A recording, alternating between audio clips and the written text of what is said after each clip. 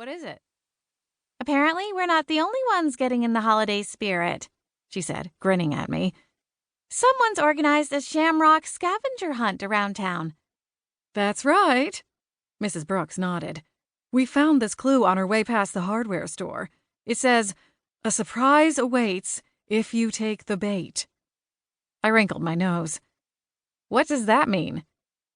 We won't know until we find the next clue, silly, Mrs. Grady replied. Don't you know how scavenger hunts work? It's so much fun. Yesterday, Jack Gruber found some clues while he was out walking his dog.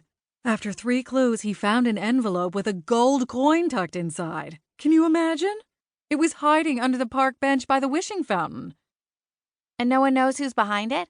Cassie asked. I can't remember this happening before. No one's come forward to claim responsibility, but I'll tell you, whoever planned this all out is a real gem, Mrs. Brooks gushed. Not to mention they must be loaded. Mrs. Grady nodded in agreement. Once we figure it out, we have to convince them to run for city council. They'd do a much better job planning the annual holiday social than Claudia Rust. Mrs. Brooks pulled a face. Well, that wouldn't take much. A blind squirrel with a credit card could do better than Claudia Rust. Cassie's lips twitched as she pressed them together to keep from laughing. I abandoned my cleaning and rounded the counter to get a closer look. Can I see the clue? I asked when I reached their table. Mrs. Brooks nodded and handed it to me. It was a green sticky note cut in the shape of a 4-leaf clover. The handwriting wasn't familiar to me, but if I had to guess, it was female. The loopy letters were more ornate than most men would bother with. Take the bait. Cassie raised a finger. I know. Sam's bait and tackle. I bet the next clue in the sequence is somewhere outside the bait shop. The ladies exchanged a look and hurried to push up from their chairs. Sam will be leaving soon. We better hurry if we want to catch him before closing. Mrs. Grady took their drink cups and Mrs. Brooks snatched the clue from my fingers. Thanks, girls. Cassie laughed. Any time. You'll have to let us know what you find. Of course, dears. See you tomorrow.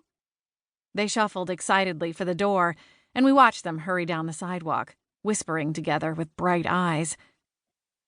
Can you imagine the look on Sam's face when those two burst through the front door, waving the clue around and demanding to know where the next one is? I asked Cassie. She laughed. I hope whoever hid the clues gave him a heads up. Makes me want to grab some popcorn and go watch. I guess we'll hear all about it tomorrow. And in the meantime, we know to keep our eyes peeled for clues. Cassie stooped to sweep up the small pile of dust she'd collected. I wouldn't mind if someone wanted to hide a few clues around here. We could use the extra business. Not to mention the tip money, I added, circling back to the register. I fished out the contents of the ceramic tip jar and quickly decided to leave it all for Cassie. It was hardly worth splitting. It'll pick up again soon enough, she said, straightening. Before we know it, the whole harbor will be overrun with tourists, and I'll be begging you to come back full time. I smiled and pushed the tip jar away, pretending to pocket my share. Guess I'll have to see how business shakes out over the next couple of months. Cassie smiled.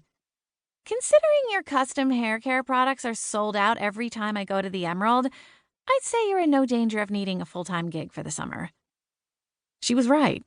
Since I'd gotten my potions master license and started making my own beauty products and specialty blends, I didn't even really need the part-time gig. I mostly kept the job because Cassie and the other baristas were good company. Not to mention the unrestricted access to fresh bear claws and more coffee than even I could drink. Speaking of, why don't you go on ahead, she said, leaning the broom against the counter. I can finish up. Nick's drink is probably getting cold. I glanced up at the clock and realized it was less than 10 minutes to closing. I nodded and reached around to untie my apron. All right. You sure you don't need me to do anything else before I go? Cassie dumped the contents of the dustbin and shook her head. I've got it under control. Say hello to Nick for me. Will do. I wrote my time on my time card, slipped it back into the binder under the register, and hung my apron up on a peg in the short hall that led to the back room of the small coffee house. I picked up Nick's coffee cup and headed for the door. Have a good night, Cass. See you in a few days. Cassie laughed. Who are you kidding, Holly?